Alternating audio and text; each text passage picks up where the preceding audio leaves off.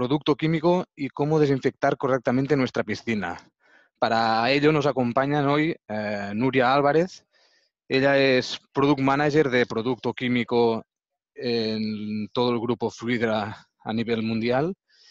Y para darnos soporte con las cuestiones que puedan salir, nos acompaña también Xavi Oliver. Él es responsable de calidad y responsable de reparaciones de Fluidra Comercial España. Antes de pasar a que nos comparta Nuria su presentación y pueda empezar con la formación, recordaros el funcionamiento de la formación. Queremos que sea una formación interactiva, participativa por parte vuestra, y para ello recordad que las consultas las podéis hacer en el chat. Yo recopilaré las dudas que vayan saliendo y luego las resolveremos en voz alta. Deciros también y recordaros que para una mayor calidad de sonido, si detenéis el funcionamiento de vuestra cámara, se os oirá mejor la voz y no se os entrecortará. Sin más, le voy a dar el paso a Nuria. Un segundito. Hola Nuria, buenos días. Hola, buenos días. ¿Qué tal? ¿Cómo estás? Muy bien. Preparada. Perfecto. Pues nada, te dejo los mandos de la nave. Vale, genial. Y cualquier cosa te voy interrumpiendo, con tu permiso, y vamos resolviendo las dudas que vayan saliendo. Perfecto, genial. Aprovecho para saludar también a Xavi. No sé si tienes micro, Xavi, para podernos decir algo. Sí, hola, buenos días a todos. ¿Se oye bien? Sí, perfectamente, Xavi. Muchas gracias. Cualquier cosa también que vaya saliendo nos vas diciendo o vamos hablando tú y yo por el chat y vamos resolviendo las dudas que vayan saliendo. ¿De acuerdo? Muy bien, ya. Pues dicho esto, Nuria, todo tuyo. Cualquier cosa. Perfecto, cualquier cosa te digo. Genial. Muy bien. Bueno, primero de todo, muchísimas gracias a todos por estar hoy con nosotros en esta formación de producto químico. Como bien ha dicho Gerard, soy Nuria, responsable de marketing del grupo Fluidra y bueno, hoy voy a estar con vosotros para hacer esta formación. Os comparto pantalla, supongo que la estáis viendo sin problemas. Sí, perfectamente, Nuria. Vale, perfecto, pues empezamos. La formación de hoy se centra básicamente en cómo hacer un buen mantenimiento de la piscina para tenerla perfectamente desinfectada, porque nos vamos a centrar en la desinfección, y con un mensaje muy importante que al final es con una buena piscina, una piscina bien desinfectada es un lugar seguro y el agua no es transmisora de ningún tipo de enfermedades. ¿De qué vamos a hablar hoy, por tanto? Del por qué es importante hacer este correcto mantenimiento, cómo vamos a hacer este correcto mantenimiento y acabaremos con unas conclusiones de lo más importante que hayamos visto en esta presentación. Primera parte, ¿por qué es importante hacer un correcto mantenimiento? Nos centraremos sobre todo en piscinas residenciales, no hablaremos de piscinas públicas. Si en algún momento de la presentación creéis que es importante profundizar en algún tema de los que estamos hablando y que no vamos a entrar, sobre todo comentarlo con Gerard y haremos más formaciones si consideráis oportuno. Bueno, primero de todo, ¿qué beneficios, por qué realmente necesitamos hacer un buen mantenimiento de la piscina y qué beneficios nos trae el poder tener una piscina correctamente mantenida? Pues básicamente hay dos beneficios. Está el beneficio estético, que al final la piscina es el centro del jardín y por tanto es importante tenerla desinfectada y tenerla limpia, porque al final es como cuando invitamos a alguien a nuestra casa. Si queremos invitar a gente a nuestra casa, lo que queremos es que nuestra casa esté limpia, esté ordenada, esté perfecta, porque al final significa que nosotros pues, la tratamos bien, ¿no? Y también al final es un lugar de diversión, de relajación y por tanto es importante este beneficio estético de la piscina. Pero también es muy importante el beneficio de salud, es decir, al final nosotros nos bañamos en este agua y este agua tiene que aportarnos esta seguridad de que no es transmisora de ningún tipo de enfermedades y que por tanto no crece ninguna bacteria, no crece ningún virus, no hay ninguna alga, no hay ningún insecto ni ninguna plaga que nos pueda afectar a la salud. Por tanto, ¿qué son esto? ¿Cómo realmente podemos llegar a tener la piscina bien protegida, ¿no? En la piscina, al final, afectan muchísimos factores, sobre todo las piscinas que están en el exterior. Nos afecta el clima, no solo las lluvias y las tormentas, sino también la temperatura, es decir, con una temperatura muy alta o muy baja, las piscinas también se ven afectadas. También nos afecta en la frecuencia del uso, es decir, el número de bañistas que van a haber en la piscina, la frecuencia de uso de la piscina. Todo esto hace que la desinfección pues, sea más importante o haya más necesidad de desinfección en momentos puntuales de uso. Y luego también la proximidad a plantas, es decir, el polen, el que haya muchas hojas que puedan llegar a ensuciar esta piscina. Entonces, todos estos factores afectan a la piscina de una manera visible y una manera invisible. ¿Vale? Entonces, veamos qué ejemplos de esto. Esto, por ejemplo, sería pues, afectaciones visibles, ¿no? Tanto en el agua como en las superficies de la piscina. Vemos un agua verde porque está afectada por un crecimiento de algas, vemos un agua turbulenta porque a lo mejor ha habido mucha frecuencia de bañistas o ha habido una tormenta, entonces el agua se ha puesto turbulenta. Vemos también una afectación de la cal en todo el vaso de la piscina y luego vemos, por ejemplo, esta última foto, que es una piscina que a lo mejor pues, se ha dejado, no se ha mantenido durante el invierno y se ha abandonado, incluso se ha vaciado, cosa que no recomendamos, y está totalmente sucia y arreglar esto pues es importante. Entonces, esto sería, por ejemplo, ejemplos de suciedad visible. Y luego vemos esta piscina, que al final, esta piscina, toda la parte visible está solucionada, se ve una piscina perfectamente limpia, pero si cogiéramos un microscopio, por ejemplo, y analizáramos pues, las superficies y el agua, pues veríamos a lo mejor pues, que hay bacterias y hay virus que están creciendo, ¿no? y que existen en esta piscina que aparentemente parece limpia. Entonces, esto sería pues, la suciedad invisible que no se ve, pero que es importante y es la que nos afecta a la salud. Importante en este sentido de la suciedad invisible, esto es un extracto de un informe que hizo la Organización Mundial de la Salud, donde se especifica que una piscina perfectamente mantenida con los niveles correctos de cloro y de pH, en este caso de un nivel mínimo de 0,5 ppm y de un pH inferior a 8 ppm, que al final es los parámetros recomendados, la piscina está libre de COVID-19, que al final es la realidad que estamos viviendo a día de hoy y el por qué estamos confinados a día de hoy, ¿no? Entonces, importante transmitir este mensaje de que si la piscina está bien desinfectada con los parámetros recomendados, tanto de cloro como de pH, el agua no es transmisora del COVID-19 porque el COVID-19 muere en este entorno. Por tanto, primeras conclusiones. Hay muchos factores que intervienen en el estado de la piscina, alterando pues, tanto las superficies como el agua, provocando una suciedad visible que afecta a la parte estética y una suciedad invisible que afecta a la parte de salud. Por tanto, importante, una piscina limpia no significa que esté desinfectada, hay que atacar estos dos factores y, importantísimo, prevenir es mejor que curar. Por tanto, hagamos un buen mantenimiento porque hacer un buen mantenimiento es la mejor solución y es cómo debemos tener una piscina para que esté perfectamente limpia, desinfectada y sea un lugar seguro para todos. Empezamos ya en la parte importante de la presentación, que es cómo hacer un correcto mantenimiento para, sobre todo, eliminar esta suciedad invisible que hemos visto. Nuria, un segundito, perdona que te corte. Antes de empezar con esta segunda parte, un comentario que me estaba pidiendo Xavi. Buenos días a todos y a todas.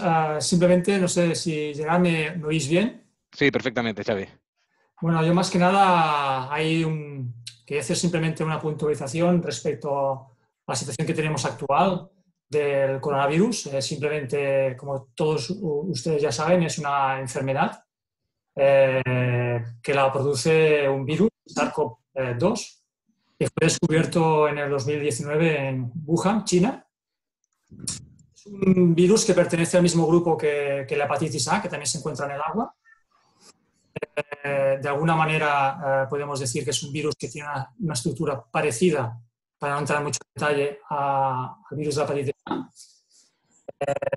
Además, podemos decir que este virus en piscinas y lo que sería spas, si están bien tratados, no tendría que haber ningún problema.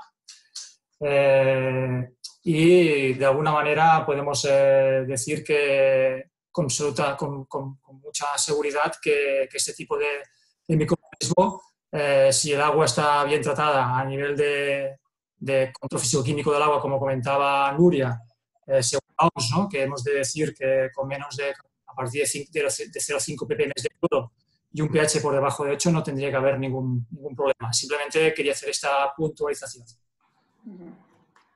Perfecto, Xavi, pues muchas gracias. Nuria, por parte de los asistentes, de momento no hay ninguna consulta, todo muy claro. Perfecto, seguimos. Pues entramos en la parte más importante de la presentación, que al final es cómo hacer este correcto mantenimiento. Importante, limpiar la suciedad invisible es clave para tener realmente una piscina limpia y segura. Y esta suciedad invisible, como hemos visto, puede estar tanto en el agua como en las superficies. Y para eliminarlo tenemos diferentes soluciones. Tenemos producto químico de manera manual o con dosificadores automáticos, y tenemos sistemas de desinfección para el agua. En la charla de hoy solamente nos vamos a centrar en el producto químico. Y como he comentado antes, si necesitáis que hagamos formaciones de sistemas de desinfección o dosificadores automáticos, por favor pedirlo y las pondremos en marcha. Por tanto, ¿qué productos químicos son necesarios para hacer este correcto mantenimiento?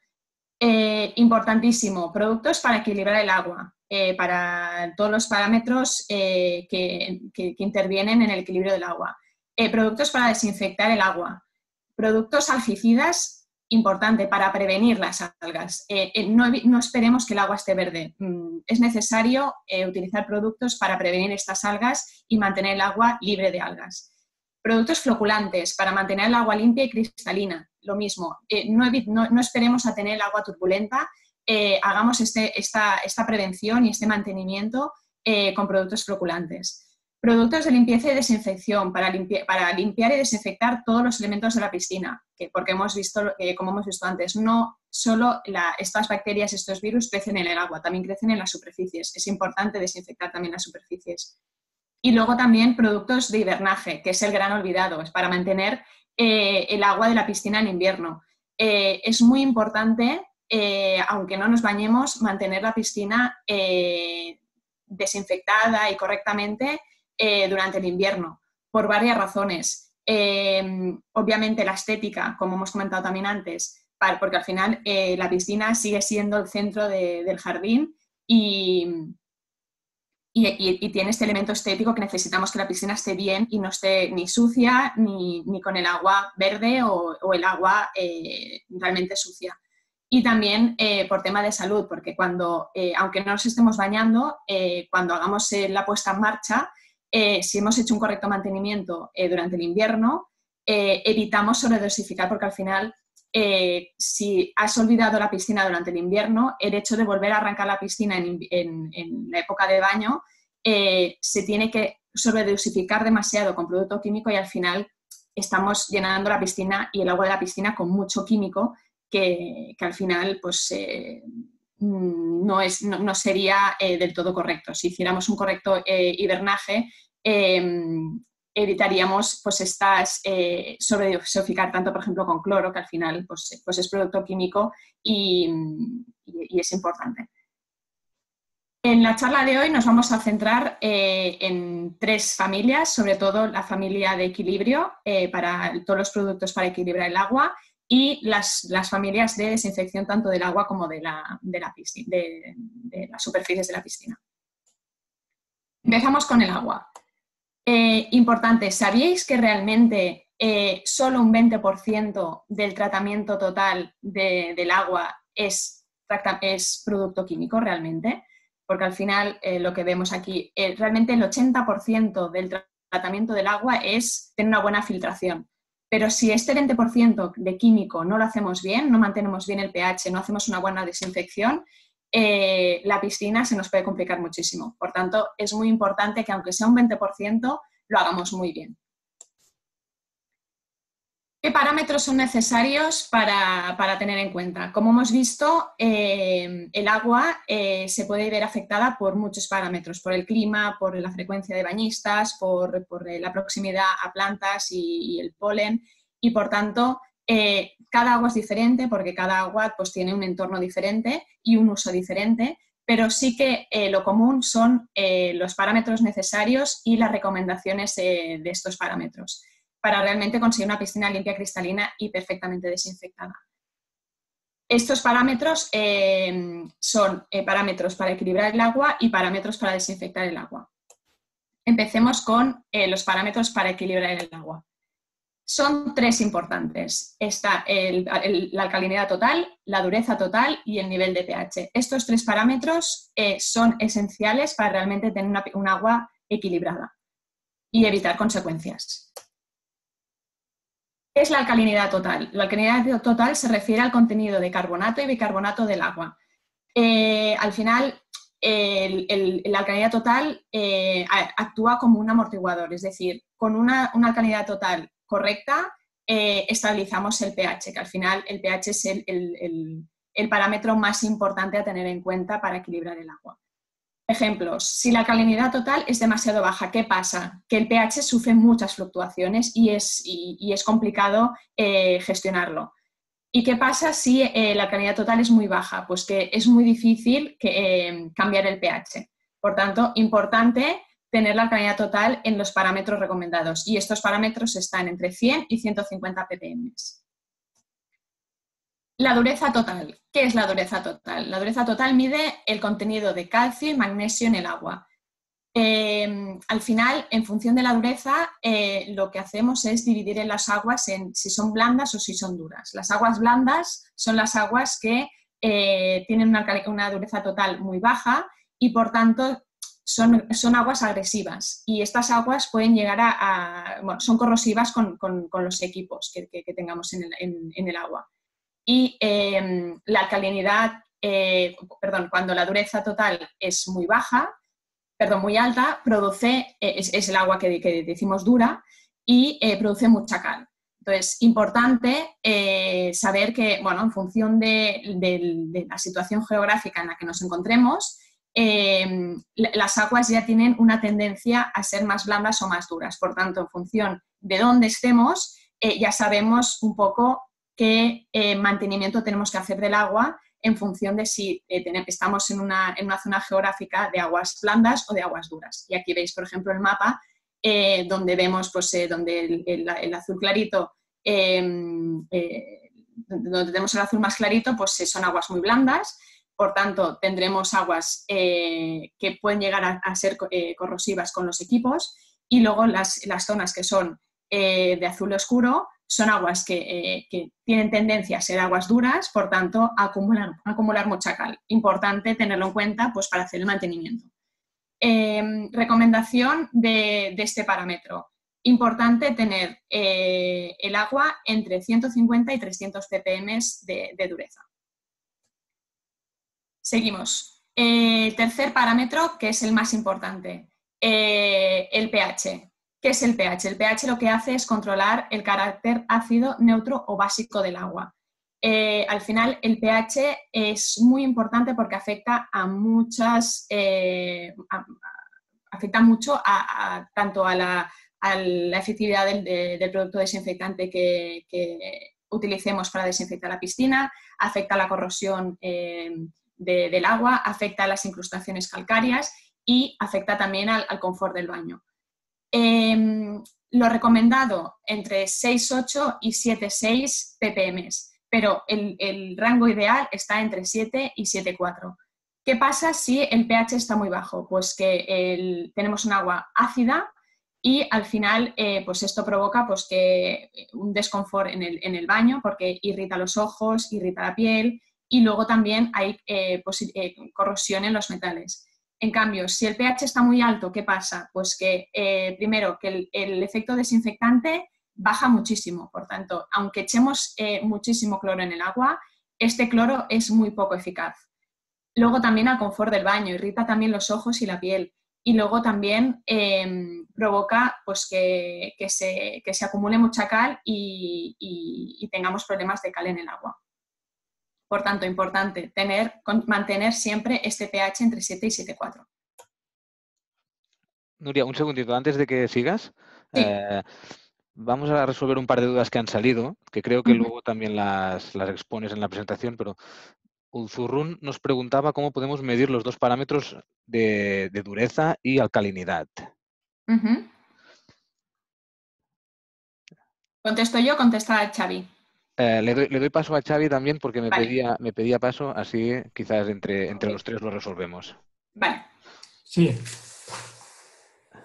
Bien, referente a cómo medir los parámetros de alcalinidad y de dureza, ya adelantará algo la Nuria, pero en las siguientes diapositivas, pero sí que podemos comentar que la medición de alcalinidad y dureza normalmente se suele realizar de varias maneras, ¿no?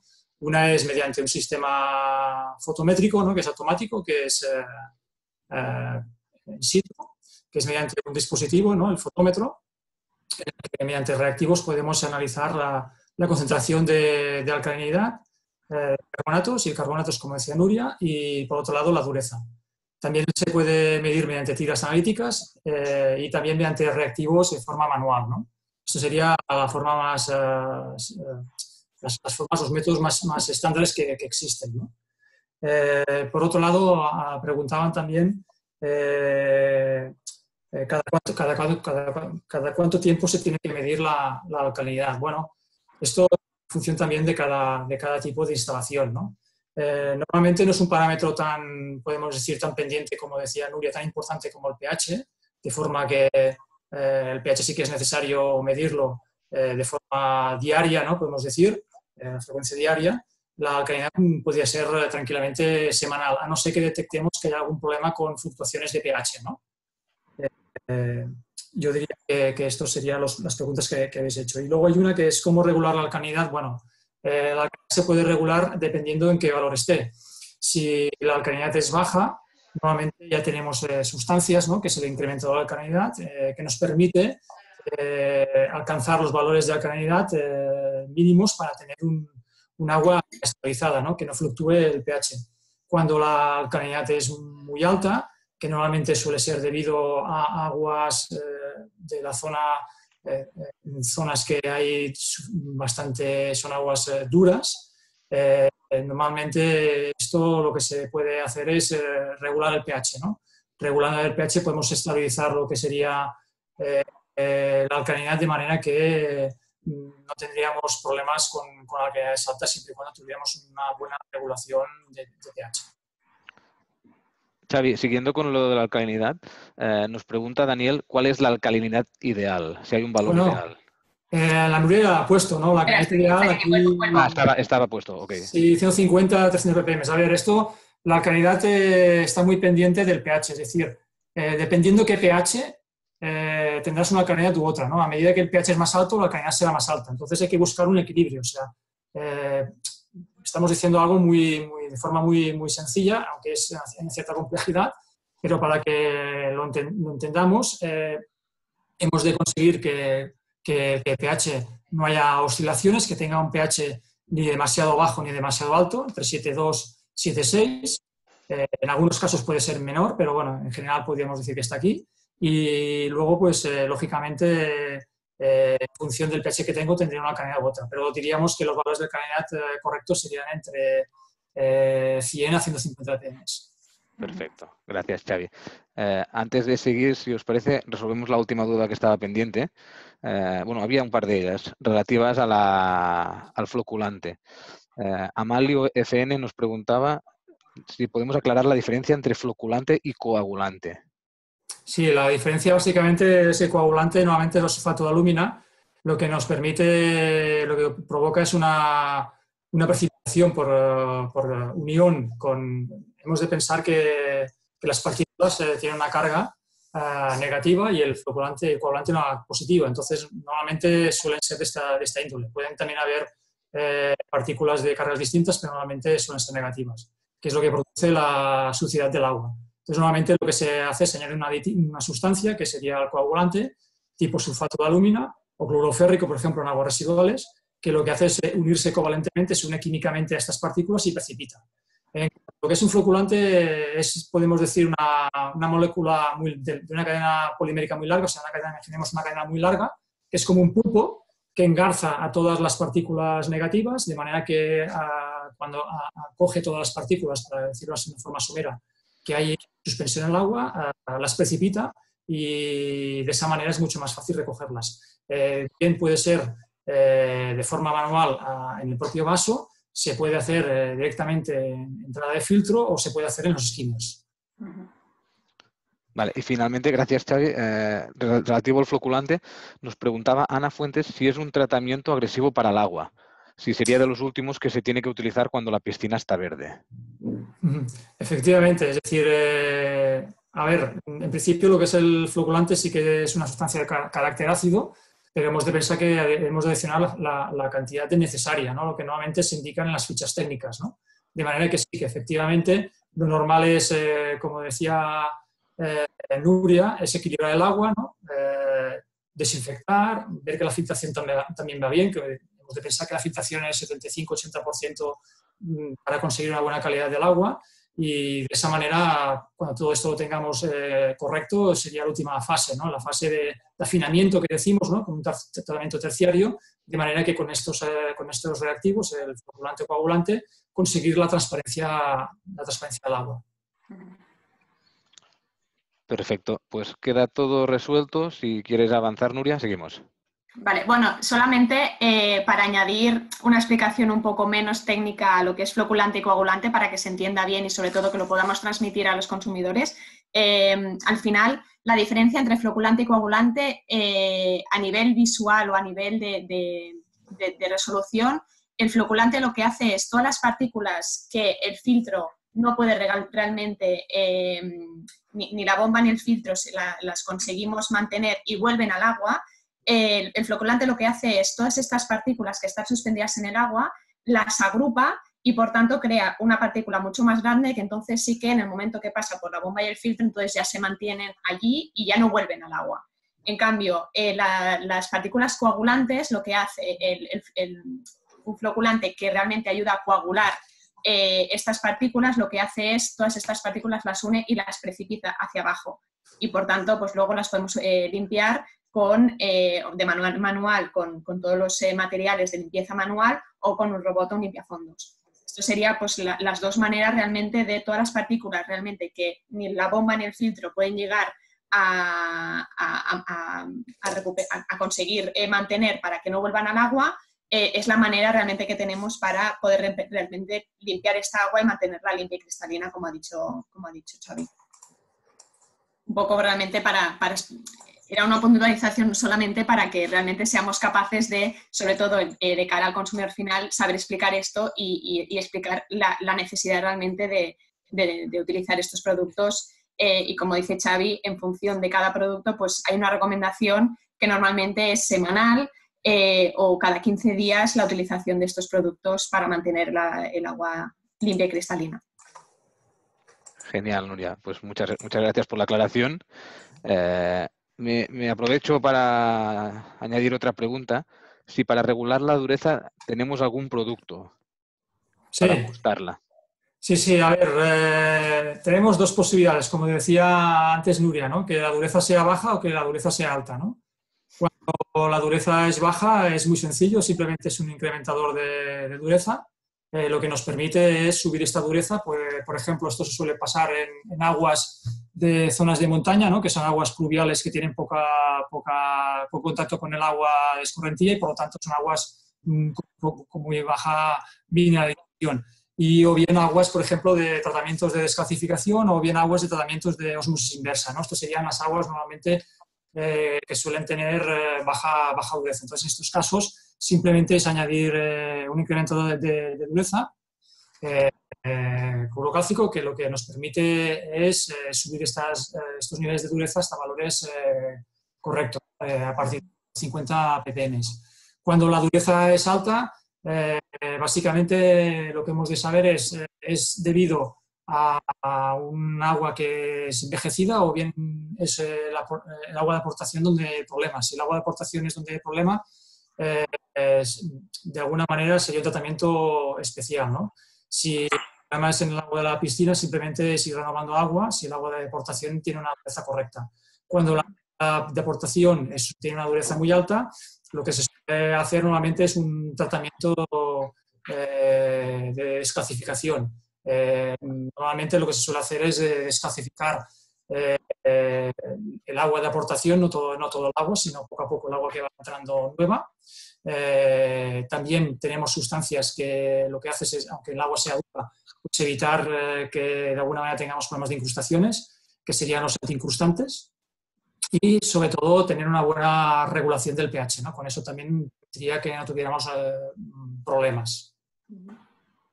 Sí, al final, como he comentado antes, como geográficamente ya más o menos sabemos cómo, o sea, qué tendencia tiene este agua, sobre todo si la tendencia es una tendencia a acumular cal, que eso significa que es una agua dura, que tiene una dureza total muy alta, es importante hacer un mantenimiento con productos antical para prevenir estas incrustaciones calcáreas que el agua puede llegar a provocar por su naturaleza, de naturaleza dura. Perfecto. Aquí había una aclaración interesante respecto a lo que es el floculante y el filtro, ¿no? Que comentaban que Uzurro, ¿no? La piscina tiene que estar en filtración para que el floculante actúe en el filtro y filtre las partículas. Efectivamente, es decir, si el filtro no funciona, la acción del floculante se verá recompensada. Es decir, es necesario que cuando ya el floculante haya de alguna manera pues, precipitado estas sustancias que son las que provocan esa turbidez en el agua, pues evidentemente para que puedan ser eliminadas es necesario que pase por el lecho filtrante, ¿no? Efectivamente, estás filtrando la piscina, si no el floculante no actuaría, ¿no? Claro, porque al final el floculante es lo que hemos comentado. El floculante lo que hace es unir partículas y hacer partículas mucho más grandes, pero claro, al final el objetivo de estas partículas es que se queden en el filtro. Si el filtro no funciona correctamente y no tenemos una buena filtración, siempre van a volver al agua. Entonces, por eso me decíamos que el tratamiento químico realmente es un 20% del tratamiento total para tener una piscina correctamente. El 80% viene de tener una buena filtración. Si la filtración no la tenemos correctamente, no tenemos un filtro que funcione bien, por mucho que desinfectemos el agua, por mucho que utilicemos floculantes para unir todas estas partículas, el agua la vamos a tener sucia, seguro. Sí, además lo que comenta Uzurro, ¿no? Que es importante hacer lavados. Lógicamente, a medida que el filtro se va ensuciando, lo podemos visualizar a través del manómetro, ¿no? Diferencial, en el que hay diferencia entre la presión de entrada y salida, con lo cual sabemos que el filtro está sucio. Otra manera también es de forma práctica, ¿no? Cuando realizamos un lavado de filtro, veríamos visualmente las aguas de desagüe, los que realmente están muy sucias, ¿no? Es una manera también fácil de verificar que el lecho filtrante está sucio, ¿no? Perfecto. Si os parece, seguimos un poco, avanzamos en la presentación. Yo voy recopilando más dudas que vayan saliendo y luego las resolvemos. Genial. Bueno, creo que nos hemos quedado aquí. Por tanto, resumen del pH. El pH es el parámetro más importante a tener en cuenta para poder tener una piscina correcta y hacer un buen mantenimiento, porque afecta a muchas cosas y especialmente afecta a la eficacia del desinfectante que estemos utilizando. Por tanto, rango ideal entre 7 y 7,4 ppm. Por tanto, el pH puede variar muy rápido y, por tanto, es importante verificarlo regularmente. ¿Y cómo lo hacemos? Pues lo podemos hacer con fotómetros, con tiras analíticas, incluso con monitorización remota, o si lo tenemos de manera automática, con sensores de pH. Como enseño aquí, hay dos maneras. De manera manual, la utilización del pH puede ser de manera manual y manera automática. La manera manual es, tengo el pH alto, pues pongo manualmente el pH minus, tengo el pH bajo, manualmente pongo el pH plus. Si es de manera automática, pues ya tenemos los dosificadores automáticos que con el sensor de pH pues ya regulan el pH en el agua. Pasamos ya a la desinfección del agua, ¿vale? Como segunda parte importante para mantener el agua correctamente. Importante, la demanda de desinfección varía constantemente en función del uso que estemos haciendo de la piscina, porque varía por el clima, si ha llovido, si no ha llovido, sobre todo también por el uso de la piscina que hagamos, si hay muchos bañistas en algún momento concreto, si utilizamos la piscina muy frecuentemente. Todo esto hace que el agua, la necesidad de desinfección varíe continuamente. Por tanto, es importante mantener controlado el cloro libre que estemos aportando en el agua. Y hay dos métodos importantes para mantener el agua y tres soluciones. Los dos métodos son método manual, obviamente, y método automático. En el caso de hacer un mantenimiento manual, obviamente el mantenimiento manual solo se puede hacer con producto químico, que ahora entraremos al detalle en qué soluciones tenemos. La dosificación, obviamente, manual. ¿Y cómo medimos este cloro libre? Pues a través de tiras analíticas o reactivos con fotómetros. Y luego tenemos también la manera automática de mantener la piscina desinfectada, ya sea con dosificadores automáticos de cloro líquido o con electrólisis salina. Como nos vamos a centrar en el mantenimiento manual, si realmente necesitáis o queréis formaciones sobre este otro tipo de mantenimientos, por favor pedirla. Me repito, pero es importante que sepamos vuestras necesidades para podernos adaptar. Como comento, nos centramos en el producto químico. ¿Qué principales desinfectantes químicos tenemos para poder desinfectar el agua? Tenemos los clorados, dentro de los clorados tenemos los no estabilizados, que serían el hipoclorito cálcico y el hipoclorito sódico, y luego tendríamos los cloros estabilizados, que sería el dicloro o clorochoque y el tricloro o cloro lento. Y luego tendríamos los no clorados, que estarían pues el bromo, el oxígeno líquido, el ozono, el oxígeno sólido, ¿vale? Importante aquí, para que estemos tranquilos y sobre todo que tranquilicemos a los consumidores.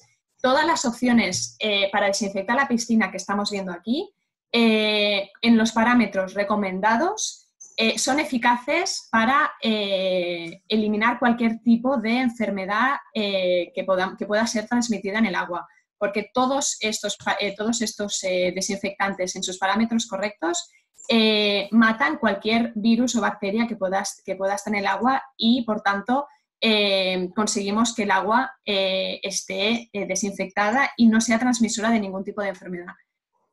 Como he comentado antes y como dice también la Organización Mundial de la Salud en el documento que os he enseñado, el COVID también muere en el agua y, por tanto, el agua no es transmisora de COVID siempre que esté desinfectada correctamente con cualquiera de las opciones que el consumidor o que vosotros como mantenedores utilicéis en los parámetros realmente recomendados. No entraré en detalle, pero bueno, como estos serían los parámetros realmente necesarios y recomendados de los desinfectantes que he mostrado. Me voy a centrar solamente en el cloro, ¿vale? Tanto los clorados como no clorados. El cloro libre residual, el valor recomendado está entre 0,5 y 2 ppm, ¿vale? Por tanto, entremos a detalle en el cloro. El cloro, una vez añadido en el agua, este cloro libre que añadimos en el agua, se transforma en dos tipos de cloro. Estaría el cloro inactivo, que no desinfecta, y el cloro activo, que es el que realmente desinfecta, ¿vale? Este cloro activo, el cloro libre total, el parámetro recomendado es si no hay ácido cianúrico en el agua, es decir, que estamos utilizando los cloros no estabilizados, estarían entre 0,3 y 1,5 ppm. Y con ácido cianúrico, que sería con los cloros estabilizados, entre 1 y 3 ppm, ¿vale? Importantísimo aquí, tanto el cloro activo como el inactivo dependen de el control del pH. Como veis aquí en este gráfico, abajo, dependiendo de cómo tengamos el pH, el cloro activo y el inactivo cambian. Es decir, si conseguimos tener un pH en el parámetro que hemos comentado antes, entre 7 y 7,4, de todo ese cloro libre que hemos echado a la piscina, el 80% es cloro activo, es decir, cloro que desinfecta. En cambio, si el pH lo tenemos alto, por encima de los parámetros recomendados, lo que vemos aquí es que todo ese cloro libre que estamos tirando a la piscina, solamente un 20% de ese cloro es desinfectante. Por tanto, importantísimo y esencial controlar el nivel de pH para que realmente el cloro sea eficaz. ¿Vale? Y aquí vemos un ejemplo, ¿vale? Tenemos un agua verde, ¿vale? Analizamos claro, agua verde, ostras, tenemos algas, vamos a analizar el cloro libre. El cloro libre está en 2 ppm, ¿vale? Está bien, porque está dentro de ese rango que nos recomienda con ácido cianúrico, ¿vale? Por tanto, el cloro libre lo tenemos bien, pero seguimos teniendo este agua verde. Pues vamos a chequear el pH y vemos que realmente el pH lo tenemos muy alto, ¿vale? Por tanto, ¿esto qué significa? Que estamos echando mucho producto, mucho cloro, mucho desinfectante en la piscina, pero como el pH está muy alto, ese cloro no es eficaz y la demanda de desinfección que tiene la piscina no es suficiente para, o sea, el cloro que estamos tirando a la piscina no es suficiente para esta demanda de desinfección que tenemos porque de ese cloro que estamos echando a la piscina solo ese 20% es eficaz, porque solo ese 20% es cloro activo, ¿vale? Por tanto, tenemos que reducir el pH y entonces el cloro volverá a ser eficaz. ¿Vale? Entonces, nos centramos en el cloro activo, que al final el cloro activo es el cloro que realmente, de ese cloro libre que tiramos a la piscina, es el cloro que realmente desinfecta, ¿vale? Entonces, ese cloro activo lo tenemos que ya dividir en dos. Está el cloro activo que realmente desinfecta, que es todo cloro activo que entra en contacto con un microorganismo, ya sea una bacteria, un virus, por tanto, entra en contacto con este microorganismo y lo destruye porque al final es el cloro que desinfecta, ¿vale? Es el que nos interesa. Pero luego tenemos otro tipo de cloro, que este cloro activo entra en contacto con, por ejemplo, el pipí de los bañistas, las cremas o productos químicos que proceden de los bañistas cuando se bañan. Luego también efectos de lluvias, de fertilizantes, de hojas. Todo esto afecta también a que el cloro activo, que es el que necesitamos para desinfectar la piscina, entra en contacto con todo esto y se transforma en cloro combinado, que son las famosas cloraminas. Estas cloraminas, ¿qué consecuencias tienen? Tienen muy poco poder desinfectante. Provocan irritaciones en los ojos y en las membranas mucosas y causan el típico olor a cloro, es decir, de ese cloro activo que necesitamos tener con el pH controlado, necesitamos tener para desinfectar el agua de la piscina, parte ayuda a realmente desinfectar porque es la parte del cloro que entra en contacto con los microorganismos, pero si tenemos todos estos elementos en el agua, haremos que todo ese cloro activo se transforme en cloro combinado y, por tanto, reduzca también esta capacidad de desinfección que tiene el cloro. Por tanto, obviamente las lluvias, las hojas muertas y todo esto no podemos evitar que entren en el agua porque al final es parte del clima, pero sobre todo las aportaciones de estos elementos al agua, que sería la urea, las cremas y los productos, que realmente son lo que aportan los bañistas. Por eso también es importante pues, que el bañista pues, se duche antes de entrar a la piscina para que todos estos productos químicos que puede llegar a aportar el agua pues, se minimicen. ¿vale? Veamos un ejemplo. Hay un fuerte olor a cloro que proviene del agua de la piscina. Este olor es causado por un exceso de cloraminas, como hemos visto, ¿vale? Que las cloraminas realmente es lo que provoca este olor fuerte a cloro. La mayor parte del cloro activo, ¿vale? Que es el que hemos añadido en el agua, se ha convertido en cloraminas porque ha entrado en contacto con cualquiera de estos elementos. Y, por tanto, la demanda de desinfección está incrementando. Para realmente conseguir solucionarlo, la solución es aportar aún más cloro. Esto parece contradictorio, ¿no? Porque las cloraminas lo que hacen es causar el olor a cloro muy fuerte. Y claro, si tú esto se lo dices a un consumidor y le dices, no, pues necesitas incrementar aún más la cantidad de cloro, es como contradictorio, pero no es así.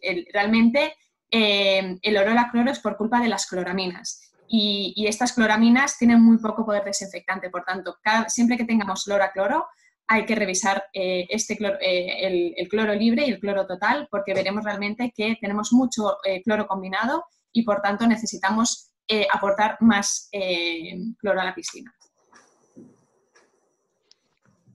¿Vale? Y bueno, como resumen de todos los parámetros necesarios a tener en cuenta, como hemos comentado, los 3 primeros serían los parámetros necesarios para mantener equilibrada el agua, que sería la alcalinidad total, la dureza total y el pH. Y aquí vemos las frecuencias que antes habéis preguntado. Cada cuánto tenemos que revisar la alcalinidad, la dureza y el pH. El pH, que es lo más importante, recomendamos 1 o 2 veces por semana. La alcalinidad y la dureza, a no ser que realmente tengamos problemas con el agua, con estos 2 parámetros, con que se revise una vez cada temporada sería suficiente, siempre y cuando tuviéramos el pH siempre perfectamente equilibrado y revisado cada 1 o 2 veces por semana.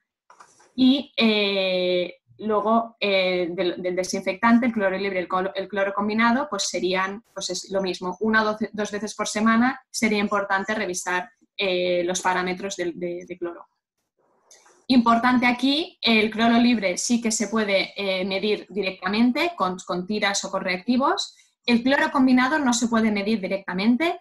El cloro combinado se tiene que medir teniendo en cuenta el cloro total. Es decir, el cloro combinado siempre es la diferencia entre cloro total, que es lo que podemos medir, y cloro libre, que es lo que también podemos medir. El cloro combinado no se puede medir directamente con nada. ¿Vale? Esto es un punto importante. Ok, Nuria, sí. Si quieres, antes de seguir, no sé si resolvemos algunas dudas, bastantes, por cierto, que han ido saliendo. Sí. Vale. Sí. Bueno, antes de resolver dudas, aquí sería un resumen muy resumido. Perfecto. De las mediciones que podemos llegar a tener. Estas 2 serían las recomendadas para un particular, que serían las tiras. Y en nuestro caso, las tiras que serían totalmente manuales, y el Blue Connect, que al final sería una medición que podríamos llegar a tener constante, que llegarían los parámetros al móvil. Y desde este año, recordaros que vamos a tener el consumidor, si se baja la aplicación y pone manualmente que quiere recibir recetas de tanto de CTX como de Astral, las va a tener. Es decir, va a ser muy fácil para el consumidor que tenga Blue Connect o incluso que tenga Blue Check y se descargue la aplicación e introduzca los datos manualmente del resultado de las tiras, porque no solo tendrá los parámetros analizados, sino que la aplicación le va a enviar la receta que necesita para mantener la piscina. Es decir, si los parámetros le sale que tiene el pH muy alto, le va a recetar pH- de Astral o de CTX, de la marca que realmente haya seleccionado. Por tanto, importante concienciar a los consumidores de la importancia de la medición y que tienen esta solución con nosotros. Y luego, a modo de resumen para profesionales, que sois vosotros, tenemos pues, mediciones mucho más acuradas. que serían pues, con fotómetros, con reactivos, que al final son soluciones más profesionales, menos rápidas, porque al final tienes que analizar parámetro a parámetro, pero al final son las soluciones que tenéis vosotros como profesionales. Si queréis, resolvemos dudas. Sí, perfecto, Nuria, gracias. Tiro un poco atrás porque las he ido acumulando. Aquagarden Albelda nos preguntaba por qué a veces el producto en grano hace reacción en el agua y la vuelve blanquecina. En cambio, con el producto líquido no pasa. Sí, bueno, esto más que nada es un efecto químico se llama de solubilidad.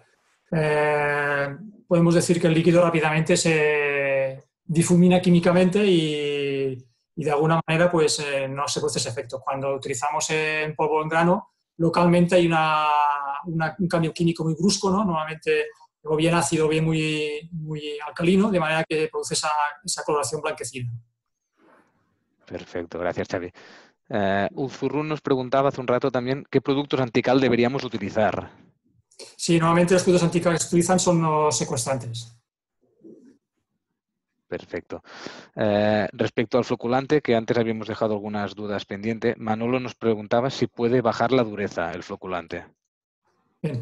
Esta pregunta tiene trampa, ¿no? Es decir, el floculante en principio tiene un pH ácido, con lo cual, por hecho de bajar un poco el pH, podría conseguir que la dureza pudiera en algún caso bajar, pero normalmente no suele haber un cambio muy importante después de una floculación que la dureza baje. Sí que se nota más quizás con la alcalinidad. Perfecto, Xavi, gracias. A nivel de floculante también, Daniel Alejandro nos preguntaba si cuando utilizamos el floculante lo tenemos que hacer en recirculación, porque esto endurece las arenas. ¿Es así? A ver, en principio el tratamiento de floculante puede ser de tres maneras, ¿no? Una es directamente en el vaso de la piscina, con lo cual tengo la filtración parada y espero de un día para otro, ¿no? 24 horas, a que el floculante haga reacción y precipite todo, vaya al fondo y luego con un limpiador manual lo tiro directamente sin pasar por filtro al desagüe. O es directamente en el skimmer.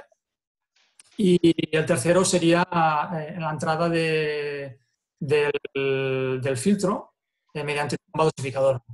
Entonces, lo que viene a decir es que el floculante lo que hace es colmatar. Es decir, ese endurecer sería pues, que el filtro queda colmatado, que no tiene nada que ver con endurecer si el agua es dura, que se queda totalmente petrificado, ¿no? Yo diría más bien que queda sucio, ¿no?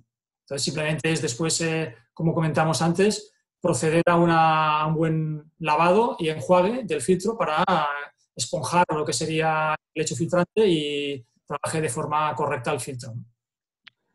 Perfecto, queda claro, Xavi, gracias. Pasamos ahora, si queréis, al pH. Uzurrun nos preguntaba qué método aconsejamos para la medición del pH. En su caso, los reactivos son los más utilizados para los usuarios, ¿no? Con las tiras, pero a nivel profesional utilizan más el fotómetro, ¿no? Entonces, pregunta si estas tiras son a nivel usuario lo más aconsejable o qué aconsejamos.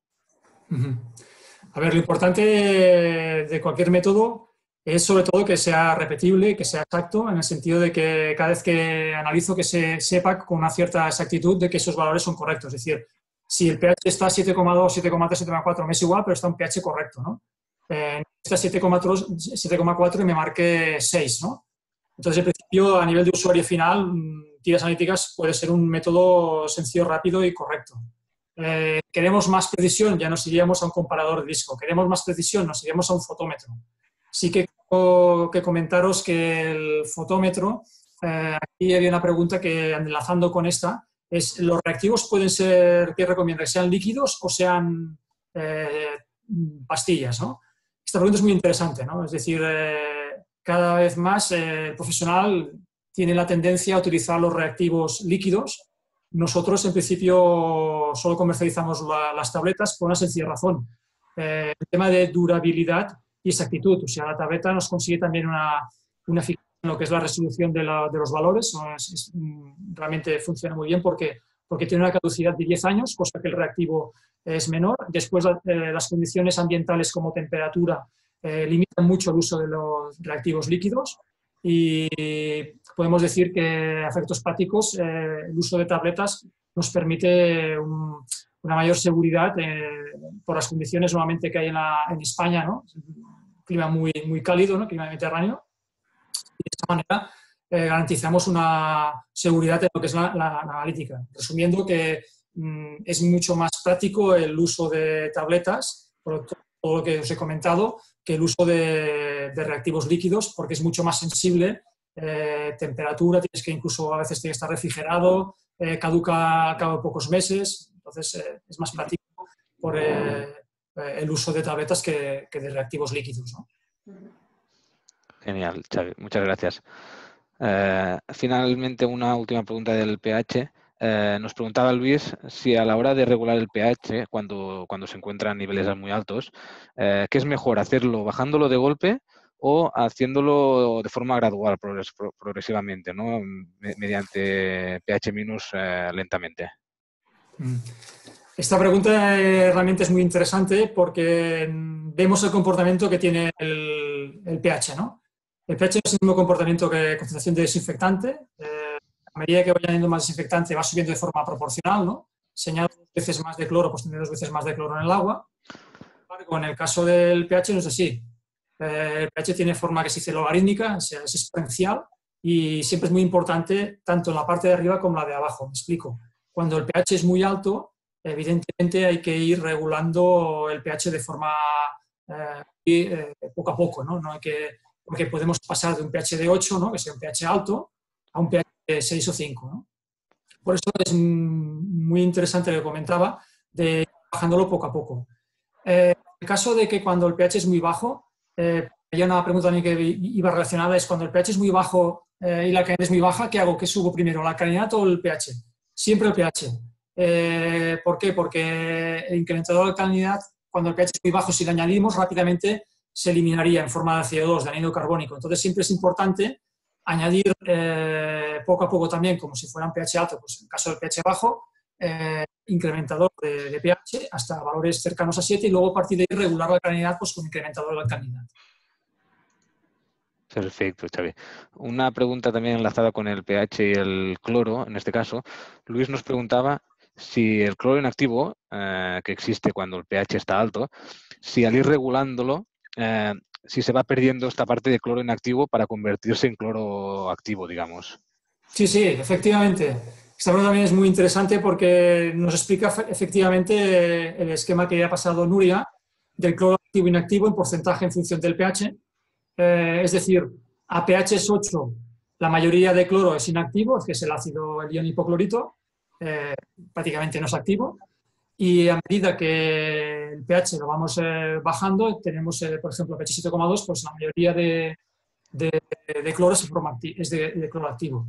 Esto es muy importante, es decir, una ppm de cloro a pH 7 o a pH 8, pues en realidad tenemos, para que lo entendáis todos, de esta ppm tendremos a pH 7 0,8 ppm de cloro activo y si bien ppm de cloro a pH 8 solo tendríamos 0,2 ppm de cloro activo. Entonces esto yo creo que es fundamental. En el caso del cloro y los productos clorados es muy importante, como decía Nuria, ajustar el pH de manera que evitemos tener porcentajes elevados de cloro inactivo. Efectivamente, confirmo que lo comentaba, que a medida que nosotros vamos bajando el pH, esta parte de cloro inactivo se va transformando directamente en cloro activo.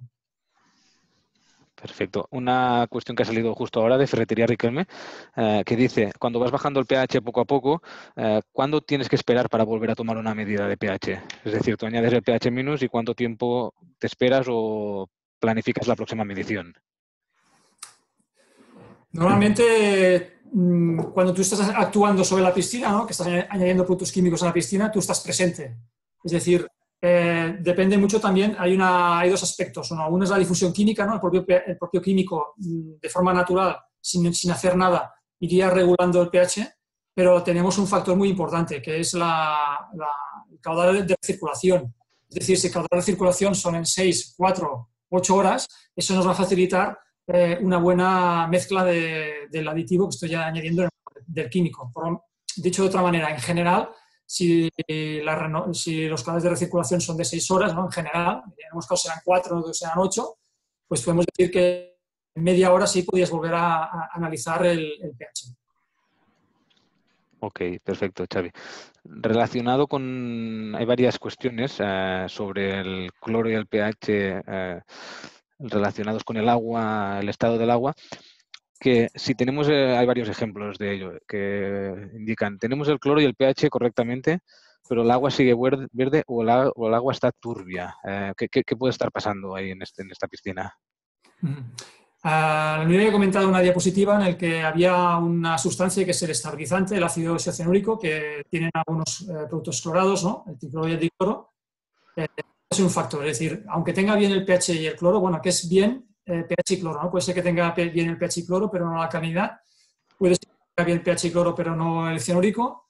Sería un poco analizar en este caso, en cada caso, efectivamente, quizás hacer algún análisis extra de más para conocer qué puede estar pasando, ¿no? No, las coloraciones de agua puede ser debido a un cambio químico del agua, debido a un cambio de calidad, a lo mejor, a que tenga el pH más o menos bien, pero la calidad es muy baja.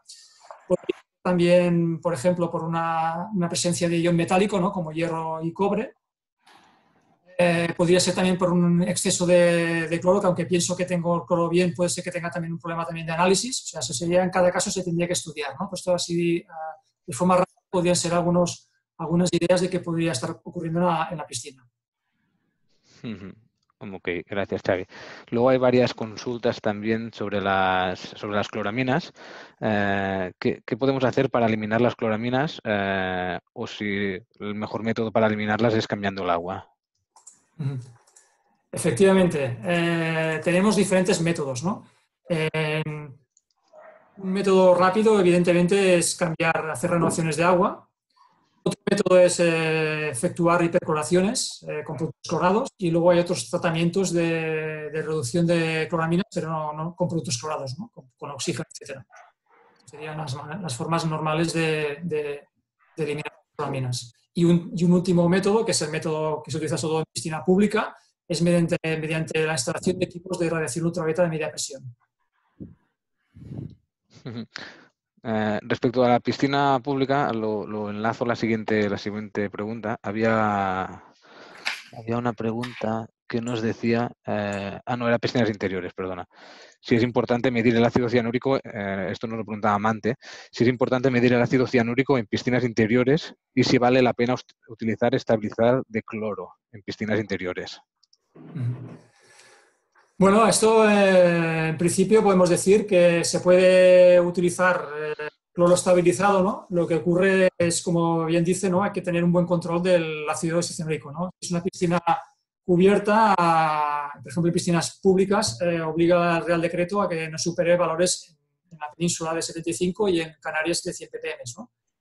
Entonces, normalmente esto es un gran debate, ¿no? Es decir, si hay un buen control de cloro, si hay una buena renovación de agua o un sistema, podemos decir, parecido, pues en principio se podría utilizar, aunque normalmente se está utilizando hipoclorito sódico, ¿no? Pero se podría utilizar sobre todo en cuando es de temporada, ¿no? Cuando es de temporada, porque hay una gran afluencia de cloro, hay mucha radiación, incluso aunque esté cubierta. Normalmente las vidrieras, ¿no? También tenemos entrada de sol normalmente, con lo cual es una opción buena, ¿no? Cuando es temporada todo el año ya la cosa cambia, ¿no? Porque sí que te obliga a hacer unas renovaciones de agua. Gracias, Xavi. Otra pregunta respecto al ácido cianúrico. Nos preguntaba Manolo si tenemos cloro en pastilla que no aumente el ácido cianúrico, si hay algún producto. Sí, efectivamente.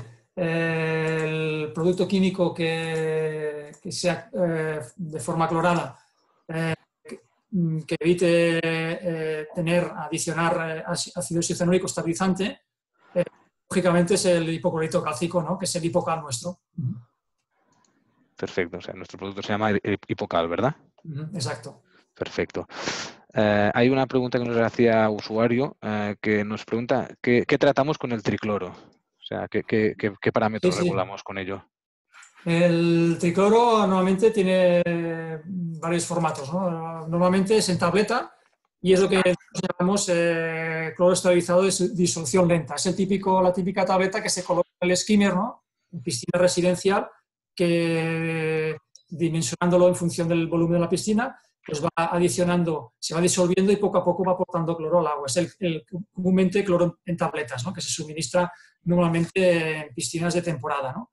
Y luego está en forma de grano o polvo, que se utiliza normalmente para hacer hipercloraciones, por ejemplo, para arrancar la temporada, o bien para eliminar cloraminas, o bien para dejar el agua transparente, cuando hay una gran suciedad debido a, por ejemplo, bacterias o materia orgánica. Perfecto, Xavi. Seguimos con un ejemplo que nos ha expuesto Ulzurrun, que nos comenta: tengo una piscina de lámina que no permite los niveles altos de cloro, ya que si no destruiría la lámina. Pero tengo las cloraminas muy altas y hemos dicho que la mejor forma de eliminarlo era añadiendo más cloro. Pero ¿cómo podemos eliminarlas sin añadir más cloro? Bueno, en principio aquí tenemos dos posibilidades, ¿no? Más renovación, tres posibilidades. Más renovaciones, productos que no sean clorados que eliminan cloraminas. Disponer de un sistema, dependiendo del tipo de piscina, de eliminación de cloraminas mediante equipos de reacción ultravioleta de media presión. Exacto. Bueno, si tiene alguna duda nos puede contactar y le damos algunas soluciones. Exacto. Perfecto. Si quieres, ahora entramos en el mundo de la cloración salina, que nos comentaba Surpul de Algeciras, que dice que hay veces que un clorador salino genera turbidez en el agua. ¿Es debido a la alta conductividad o debido a que hay un pH muy bajo? Normalmente los equipos de tesorería, cuando están funcionando, dicho de una forma rápida, así fácil, lo que genera, entre otras cosas, son tres tipos de gases, pero bueno, básicamente dos. Sería cloro gas, que rápidamente se disuelve en la forma del famoso cloro activo, y luego hidrógeno. Entonces, lo que aparece por las boquillas de impulsión normalmente suele ser esto, pues es unas burbujas que dan ese aspecto como blanquecino, que al cabo de poco tiempo desaparecen. Si nosotros paramos la electrosalina, veríamos cómo eso desaparece. El efecto, podemos decir, del propio sistema, que no suele tener ningún problema. Relacionado con la electrólisis, Gardenpool nos preguntaba si los fosfatos se están convirtiendo en un problema con las piscinas que equipan estas electrólisis. A ver, en principio podemos decir que en la electrólisis salina no generamos fosfatos, ¿no? Esto es importante. Entonces, los fosfatos son sustancias que se encuentran nuevamente, bien porque ha habido un aporte exterior, ¿no? de abono, etcétera, o material que viene del contorno de la piscina cuando está descubierta, o bien del agua de aportación, o bien del bañista. El fosfato es un nutriente que normalmente utilizan las algas para nutrirse y desarrollarse. Entonces, el nivel de fosfatos simplemente es tenerlo controlado, ¿no? Que esté por debajo de 200 ppb, partes por millón, para evitar que haya un crecimiento de algas. Esto normalmente se suele utilizar ya una serie de sustancias, ¿no? Que tienen incluso acción floculante, que son los eliminadores de fosfatos, ¿no? Yo creo que esto es importante, ¿no? Es decir, que el fosfato no se genera de la nada, sino que es una sustancia que viene normalmente o bien de los abonos, ¿no? Que hay alrededor de la piscina, o bien de origen, podemos decir, del agua de aportación, o bien del bañista, ¿no? Es un elemento exterior. Exacto. Y relacionado con los fosfatos, Mario Montesano nos preguntaba cómo actúa el cloro en piscinas que tienen el nivel de fosfatos muy alto. Bueno, en principio el cloro es un desinfectante y el fosfato es una sustancia que se utiliza normalmente para abonos, ¿no? Entonces, los fosfatos normalmente es lo que decíamos, ¿no? Si tenemos un nivel de cloro correcto, puede que tengamos un nivel de cloro correcto, la presencia de fosfatos en el agua, sobre todo en altas concentraciones, ¿no? Por encima de 2 ppb, es decir, 0,2 ppm, podemos tener crecimiento algal, a pesar de tener cloro en el agua. Entonces es muy importante analizar lo que sería el nivel de fosfatos y añadir las sustancias necesarias para eliminarlo, ¿no? Queda claro. Y hay una última pregunta, si no me he dejado ninguna, que el usuario nos preguntaba si en un spa es más recomendable utilizar cloro o bromo. Esta pregunta es muy interesante porque hemos de pensar lo siguiente, es decir, normalmente en spas las condiciones, podemos decir, de temperatura son extremadamente muy altas, ¿no? Facilita lo que es el desarrollo de microorganismos y también de materia orgánica que aporta el bañista, ¿no? Grasas, sudores, cremas. Son ambientes normalmente cerrados, hay una carga de contaminación muy elevada porque hemos de pensar que en poco volumen, en 1 o 2 metros cúbicos pueden haber 4 o 5 personas, con lo cual da unas condiciones higiénico-sanitarias y ambientales muy agresivas. Entonces, en muchos casos siempre recomendamos el uso del bromo. Primero, es dependiente del pH, porque a veces normalmente puede haber fluctuaciones de pH en los spas debido al poco volumen y a los cambios fisioquímicos que hay en el agua. Y después porque no produce esos problemas de olores que puede producir el cloro. Hemos de pensar además que el bromo también tiene algo de cloro, con lo cual de alguna manera también estamos tratando el agua de forma correcta a nivel de desinfección, ¿no? Y sería una alternativa buena y de hecho se suele utilizar en spas alternativas al cloro, pues el bromo en tabletas. Aquí para añadir, aquí al final, en el caso del spa, como la frecuencia de uso y el número de bañistas que hay en un spa en un momento concreto es muy elevado, esta necesidad de desinfectante es mucho mayor y, por tanto, la mayoría de este cloro activo, que si utilizáramos cloro, se transformaría en cloraminas. Por tanto, las cloraminas sería lo que hemos comentado, que son las que realmente provocan este olor a cloro. Por tanto, en el spa lo más recomendable es el bromo para evitar estas cloraminas y evitar este fuerte olor a cloro. Perfecto. Hay un par de cuestiones más que han salido ahora al final, rápidamente las podremos resolver seguramente. Mante nos preguntaba cómo podemos evitar las burbujas que salen en las boquillas en la cloración salina. Bueno, esta pregunta es muy interesante, pero sinceramente,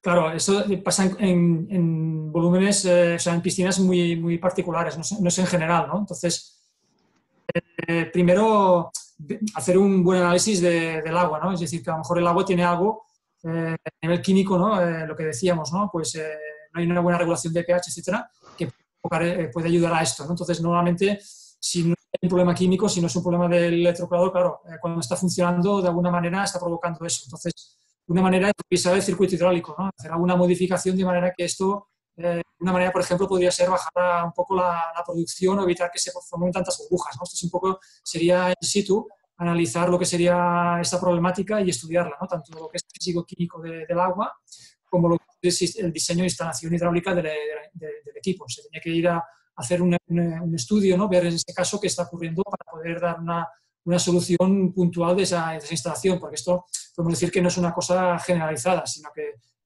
en algunos casos, ¿no? No pasa en 100% de instalaciones, sino que son casos muy específicos. Exacto. Ok, bueno, como he dicho anteriormente, si hay alguna consulta más técnica o más puntual, pueden siempre contactar con nosotros y les damos una respuesta. Y finalmente, para ir concluyendo, porque nos hemos pasado ya un poco de la hora, A. Jiménez nos preguntaba que al añadir pH granulado, incrementador de pH en pastilla, el agua se ha puesto blanca y ha tardado varios días en desaparecer. ¿Cómo puede hacer para que esto no ocurra?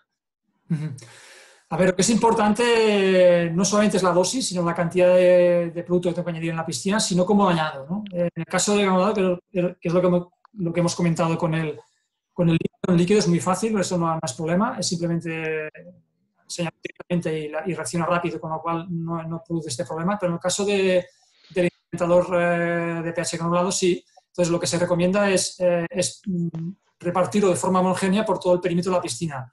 O bien disolverlo en un cubo, por ejemplo, de 20 kilos, ¿no? O en un cubo de 5, pero añadiendo poco a poco lo que decíamos antes, ¿no? El pH es exponencial, entonces no hay que añadirlo todo de golpe, sino poco a poco. Es decir, no hay que tener prisa. Escoger el producto que se tenga que añadir, por ejemplo, 200 gramos, y no echarlo de golpe, sino echarlo poco a poco. Y es posible incluso redisolverlo antes en un volumen de agua de 5 o 10 litros y repartirlo por toda la piscina, evidentemente con la filtración en marcha. De esa manera evitaríamos la aparición de esa blanquecina de la piscina que incluso le puede durar varios días. Perfecto, gracias por la aclaración. Y la última, ya que ha entrado a última hora, Tienda Piscinas nos pregunta si el bromo puede generar bronaminas y, si fuese el caso, ¿cómo se eliminarían?